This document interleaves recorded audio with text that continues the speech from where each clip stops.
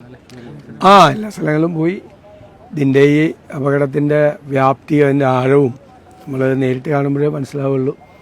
ഇപ്പോഴും ഇതിൻ്റെ ദുരന്തത്തിന് ഇരയായ ആളുകൾ എത്രയാണ് എന്നുള്ളതിൻ്റെ കണക്ക് കൃത്യമാവുന്നില്ല എന്നതാണ് ലോക്കൽ. അത് ആരുടെയും കുറ്റമല്ല.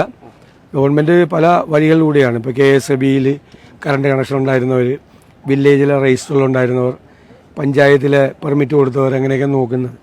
പഞ്ചായത്തിൻ്റെ തന്നെ കണക്കും ഔദ്യോഗിക കണക്കും തമ്മിൽ വ്യത്യാസമുണ്ട്. കാണാതായ ആളുകളുടെ എണ്ണം കൂടുതലാണ്. അതിനേക്കാൾ കൂടുതലാണ് കാണാതായ ആളുകൾ. അന്യസംസ്ഥാനക്കാരായിട്ടുള്ള ആളുകൾ, ലയത്തിൽ വന്ന് വാടകയ്ക്ക് താമസിച്ചിരുന്ന ആളുകൾ, ഇവരുടെ ഒന്നും ഒരു ഇൻഫർമേഷൻ ഇല്ല. അപ്പോൾ കാണാതായ ആളുകളുടെ എണ്ണം ഔദ്യോഗിക കണക്കിനേക്കാൾ കൂടുതലാണ് എന്ന കാര്യത്തിൽ യാതൊരു സംശയമില്ല. അപ്പം നമ്മൾ കാണാതായ ആളുകളുടെ, ഞാൻ പറഞ്ഞു, പഞ്ചായത്തിനോട് പറഞ്ഞ അവരുടെ കണക്കും ഔദ്യോഗിക കണക്കും തമ്മിലൊന്ന് താരതമ്യം ചെയ്ത്, അവരുടെ കണക്കിൽ അവർക്ക് കുറച്ചുകൂടി അറിയാമല്ലോ. പഞ്ചായത്ത് മെമ്പർമാർക്ക് വ്യക്തികളെ കൂടുതൽ അറിയാം. അപ്പോൾ അവരെ കാണാതായിട്ടുണ്ട്, അതുകൂടി അന്വേഷിച്ച് ആ ലിസ്റ്റ് ഒന്നുകൂടി ചെയ്യണം. പിന്നെ സ്ഥലം മാത്രം നഷ്ടപ്പെട്ടവരുണ്ട്, വീട് കംപ്ലീറ്റ് പോയ ആളുകളുണ്ട്, പലതരത്തിൽ ഉള്ള ബുദ്ധിമുട്ടുകളും പ്രയാസങ്ങളും ഉണ്ട് ആളുകളുണ്ട്. പിന്നെ ഇപ്പോൾ ഞായറാഴ്ച ചിലരൊന്ന് ക്യാമ്പിൽ നിന്ന് ഒഴിയണം എന്ന് പറഞ്ഞിട്ടുണ്ട്. അപ്പോൾ ഒഴിയണം എന്ന് പറയുമ്പോൾ എങ്ങോട്ടാണ് പോകേണ്ടത് എന്നത് കൃത്യതയില്ല. നമ്മളെ നഗരങ്ങളിലെ, പട്ടണങ്ങളിലെയോ മറ്റ് ഗ്രാമങ്ങളിലെയൊക്കെ പോലെ വാടക വീടുകൾ ധാരാളമായിട്ടൊന്നും ഇല്ല. അപ്പോൾ എനിക്ക് തോന്നുന്ന ഒരു ടെമ്പററി ഷെൽട്ടറിനെ കുറിച്ച് കൂടി ഗൗരവമായിട്ട് ആലോചിക്കുക. അതിന് ഗവൺമെൻറ്റിന് വേണ്ടിയിട്ടുള്ള എല്ലാ സഹായവും ഞങ്ങളും ചെയ്യാം. ടെമ്പററി ഷെൽട്ടർ ഉണ്ടാക്കാൻ വേണ്ടിയിട്ടുള്ള ഏജൻസികളൊക്കെ ഞങ്ങളെ കൂടി സമീപിച്ചിട്ടുണ്ട്.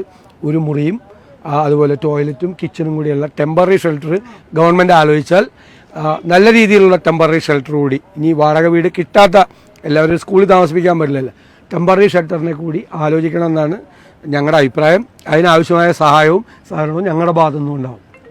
പ്രധാനമന്ത്രി കൂടി വരികയാണ്. അപ്പോൾ കേന്ദ്രത്തിന്റെ ഒരു അർഹമായ പരിഗണന ഈ കാര്യത്തിൽ ഉണ്ടാവണം. ഇതിൻ്റെ അകത്ത് നിയമപരമായിട്ടൊരു നാഷണൽ ഡിസാസ്റ്റർ എന്നല്ല ഇപ്പോഴത്തെ ഇത് ഒരു ഇൻ്റർനാഷണൽ കൺവെൻഷൻ അനുസരിച്ച് L0 മുതൽ L4 വരെയാണ്. L0 എന്ന് പറഞ്ഞാൽ ദുരന്തം, പ്രത്യേകിച്ചൊന്നും ചെയ്യേണ്ടതില്ല എന്നാണ്.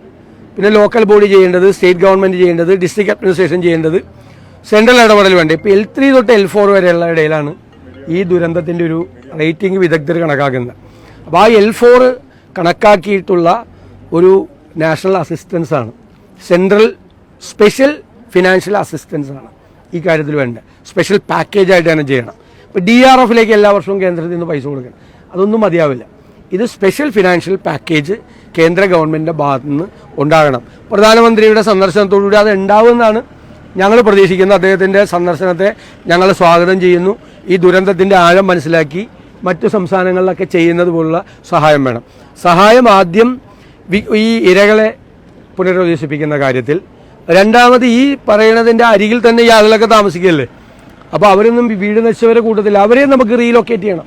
ഇവിടെ നിന്ന് വീണ്ടും അവരെ മാറ്റി താമസിപ്പിക്കണം. ഈ ദുരന്ത ഭൂമിയിൽ അവരെ താമസിപ്പിക്കാൻ പറ്റില്ല. അപ്പോൾ രണ്ടാമത്തെ ഘട്ടത്തിൽ അവരെ കൂടി മാറ്റി. അപ്പോൾ ഈ പറയുന്ന 400 വീടോ 500 വീടോ ആയിരിക്കില്ല, വേറെ 500 വീടും കൂടിയോ അല്ലെങ്കിൽ 1000 വീട് കൂടിയോ കാണും. കൂടുതൽ വീടുകൾ സക്കേണ്ടി വരും.